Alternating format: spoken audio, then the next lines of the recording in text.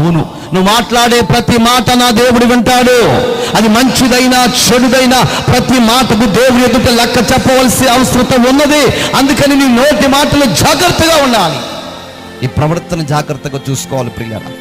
అరణ్యంలో వీళ్ళతో మాట్లాడటం ఏంటి? ఎవరున్నారంట? దేవుడు విన్నాడండి. దేవుడు విన్న వెంటనే ఏం చేశాడు?